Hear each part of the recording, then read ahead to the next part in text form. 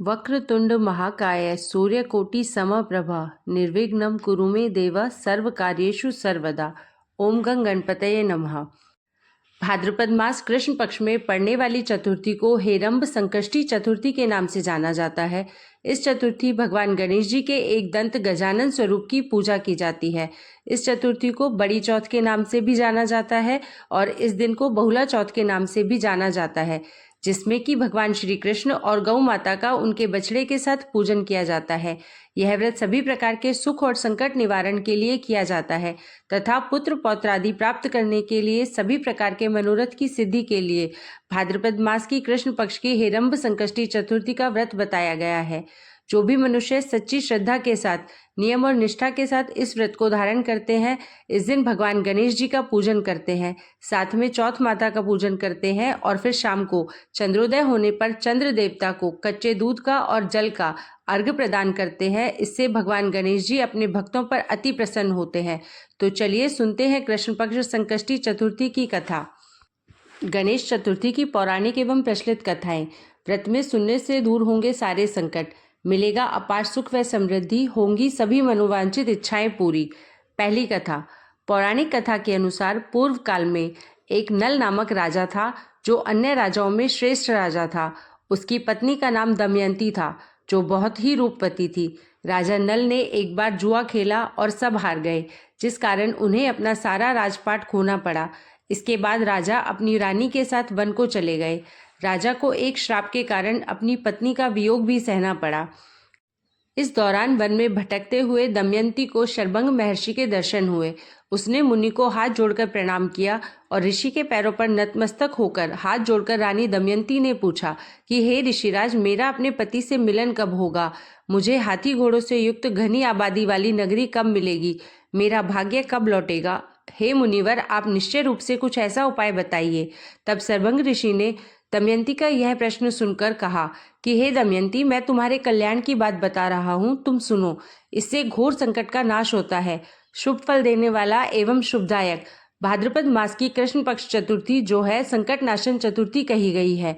इस दिन नर नारी को एक दंत गजानन की पूजा करनी चाहिए। विधि पूर्वक व्रत एवं पूजन करने से तुम्हारी संपूर्ण इच्छाएं पूर्ण होंगी तथा कुछ ही महीनों के अंदर तुम्हारे पति से मिलन होगा। यह बात मैं निश्चय पूर्वक कहता हूँ। सर्वंग मुनि का ऐसा आदेश पाकर दमयंती ने भाद्रपद मास की संकट चतुर्थी व्रत प्रारंभ किया और तभी से बराबर प्रति मास गणेश जी का पूजन करने लगी। 7 महीने में ही उसे अपने पति प्राप्त हुए, साथ ही राज्य, पुत्र और पूर्वकालीन वैभव आदि भी प्राप्त हो गए। दूसरी कथा। पौराणिक एवं प्रचलित श्री गणेश कथा के अनुसार एक बार देवता कई विपदाओं में घिरे थे। तब वह मदद मांगने भगवान शिव के पास आए। उस समय शिव के साथ कार्तिकेय तथा गणेश जी बैठे थे। देवताओं की बात सुनकर शिव जी ने कार्तिकेय व गणेश जी से पूछा कि तुम में से कौन देवताओं के कष्टों का निवारण कर सकता है। तब कार्तिकेय व गणेश जी दोनों ने ही स्वयं को इस कार्य के लिए सक्षम बताया। इस पर भगवान शिव ने दोनों की परीक्षा लेते हुए कहा कि तुम दोनों में से जो सबसे पहले पृथ्वी की परिक्रमा करके आएगा, वही देवताओं की मदद करने जाएगा। भगवान शिव के मुख से यह वचन सुनते ही कार्तिकेय अपने वाहन मोर पर बैठकर पृथ्वी की परिक्रमा के लिए निकल गए, परंतु गणेश जी सोच में पड़ गए कि वह चूहे के ऊपर चढ़कर सारी पृथ्वी की परिक्रमा करेंगे तो इस कार्य में उन्हें बहुत समय लग जाएगा। तभी उन्हें एक उपाय सूझा। गणेश अपने स्थान से उठे, अपने माता पिता की 7 बार परिक्रमा करके वापस बैठ गए। परिक्रमा करके लौटने पर कार्तिकेय स्वयं को विजेता बताने लगे। तब शिवजी ने श्री गणेश से पृथ्वी की परिक्रमा ना करने का कारण पूछा। तब गणेश ने कहा, माता पिता के चरणों में ही समस्त लोग हैं। यह सुनकर भगवान शिव ने गणेश जी को देवताओं के संकट दूर करने की आज्ञा दी। इस प्रकार भगवान शिव ने गणेश जी को आशीर्वाद दिया कि चतुर्थी के दिन जो तुम्हारा पूजन करेगा और रात्रि में चंद्रमा को अर्घ्य देगा, उसके तीनों ताप यानी दैहिक ताप, दैविक ताप तथा भौतिक ताप दूर होंगे। इस व्रत को करने से व्रतधारी के सभी तरह के दुख दूर होंगे और उसे जीवन के भौतिक सुखों की प्राप्ति होगी। चारों तरफ से मनुष्य की सुख समृद्धि बढ़ेगी। पुत्र पौत्रादि धन ऐश्वर्य की कभी कमी नहीं रहेगी। तीसरी कथा इस प्रकार है। एक समय की बात है कि विष्णु भगवान का विवाह लक्ष्मी जी के साथ निश्चित हो गया। विवाह की तैयारी होने लगी। सभी देवताओं को निमंत्रण भेजे गए, परंतु गणेश जी को निमंत्रण नहीं दिया। कारण जो भी रहा हो, अब भगवान विष्णु की बारात जाने का समय आ गया। सभी देवता अपनी पत्नियों के साथ विवाह समारोह में आए। उन सब ने देखा कि गणेश जी कहीं दिखाई नहीं दे रहे हैं। तब वे आपस में चर्चा करने लगे कि क्या गणेश जी को न्योता नहीं भेजा गया या स्वयं गणेश जी नहीं आए हैं। सभी को इस बात पर आश्चर्य होने लगा। तभी सबने विचार किया कि विष्णु भगवान से ही इसका कारण पूछा जाए। विष्णु भगवान से पूछने पर उन्होंने कहा कि हमने गणेश जी के पिता भोलेनाथ महादेव को न्योता भेजा है। यदि गणेश जी अपने पिता के साथ आना चाहते तो आ जाते, अलग से न्योता देने की कोई आवश्यकता भी नहीं थी। दूसरी बात यह है कि उनको 1.25 मन मूंग, 1.25 मन चावल, 1.25 मन घी और 1.25 मन लड्डू का भोजन दिन भर में चाहिए। यदि गणेश जी नहीं आएंगे तो कोई बात नहीं, दूसरे के घर जाकर इतना सारा खाना पीना अच्छा भी नहीं लगता। इतनी वार्ता कर ही रहे थे कि किसी एक ने सुझाव दिया, यदि गणेश जी आ भी जाएं तो उनको द्वारपाल बनाकर बैठा देंगे कि आप घर की रखवाली करना। आप तो चूहे पर बैठकर धीरे धीरे चलोगे तो बारात से बहुत पीछे रह जाओगे। यह सुझाव भी सबको पसंद आ गया तो विष्णु भगवान ने भी अपनी सहमति दे दी। होना क्या था कि इतने में गणेश जी वहां आ पहुंचे और उन्हें समझा बुझाकर घर की रखवाली करने बैठा दिया। बारात चल दी। तब नारद जी ने देखा कि गणेश जी तो दरवाजे पर ही बैठे हुए हैं, तो वे गणेश जी के पास गए और रुकने का कारण पूछा। गणेश जी कहने लगे कि विष्णु भगवान ने मेरा बहुत अपमान किया है। नारद जी ने कहा कि आप अपनी मूषक सेना को आगे भेज दें तो वह रास्ता खोद देगी, जिससे उनके वाहन धरती में धंस जाएंगे। तब आपको सम्मानपूर्वक बुलाना पड़ेगा। अब तो गणेश जी ने अपनी मूषक सेना जल्दी से आगे भेज दी और सेना ने जमीन पोली कर दी। जब बारात वहां से निकली तो रथ के पहिए धरती में धंस गए। लाख कोशिश करें परंतु पहिए नहीं निकले। सभी ने अपने अपने उपाय किए परंतु पहिए तो नहीं निकले, बल्कि जगह जगह से टूट गए। किसी की समझ में नहीं आ रहा था कि अब क्या किया जाए। तब नारद जी ने कहा, आप लोगों ने गणेश जी का अपमान करके अच्छा नहीं किया। यदि उन्हें मनाकर लाया जाए तो आपका कार्य सिद्ध हो सकता है और यह संकट टल सकता है। शंकर भगवान ने अपने दूत नंदी को भेजा और वे गणेश जी को लेकर आए। गणेश जी का आदर सम्मान के साथ पूजन किया। तब कहीं रथ के पहिए निकले। अब रथ के पहिए निकल तो गए परंतु वे टूट फूट गए, तो उन्हें सुधारे कौन। पास के खेत में खाती काम कर रहा था, उसे बुलाया गया। खाती अपना कार्य करने के पहले श्री गणेशाय नमः कहकर गणेश जी की वंदना मन ही मन करने लगा।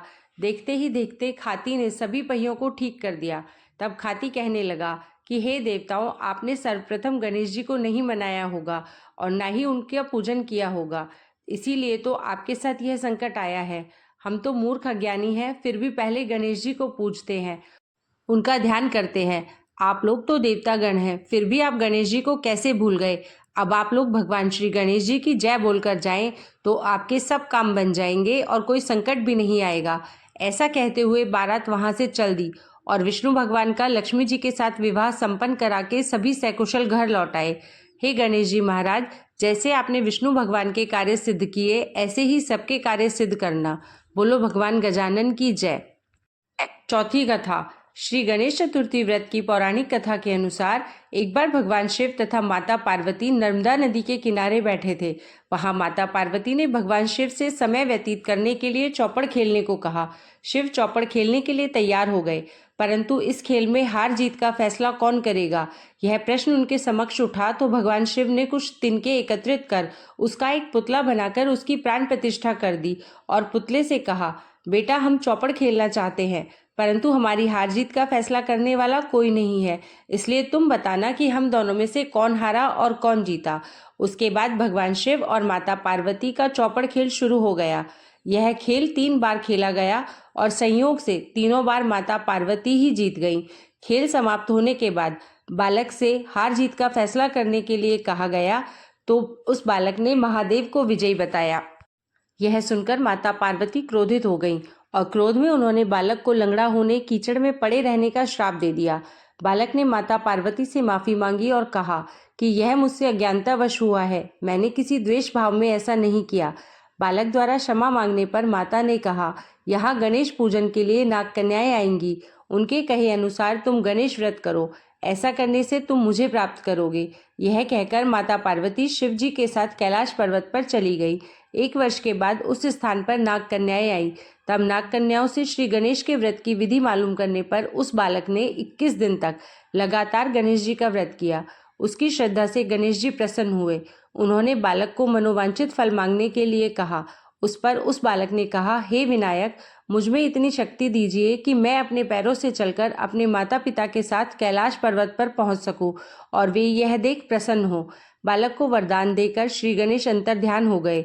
इसके बाद वह बालक कैलाश पर्वत पर पहुंच गया और कैलाश पर्वत पर पहुंचने की अपनी कथा उसने भगवान शिव को सुनाई। चौपड़ वाले दिन से ही माता पार्वती शिवजी से विमुख हो गई थी। अतः देवी के रुष्ट होने पर भगवान शिव ने भी बालक के बताए अनुसार 21 दिनों तक श्री गणेश का व्रत किया। इस व्रत के प्रभाव से माता पार्वती के मन से भगवान शिव के लिए जो नाराजगी थी वह समाप्त हो गई। तब यह व्रत विधि भगवान शंकर ने माता पार्वती को बताई।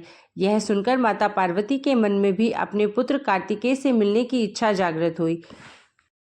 तब माता पार्वती ने भी 21 दिन तक श्री गणेश का व्रत किया तथा दूर्वा, फूल और लड्डुओं से गणेश जी का पूजन अर्चन किया।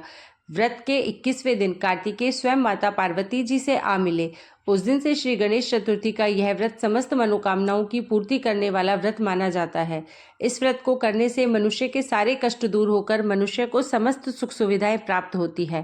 बोलो गणेश जी भगवान की जय।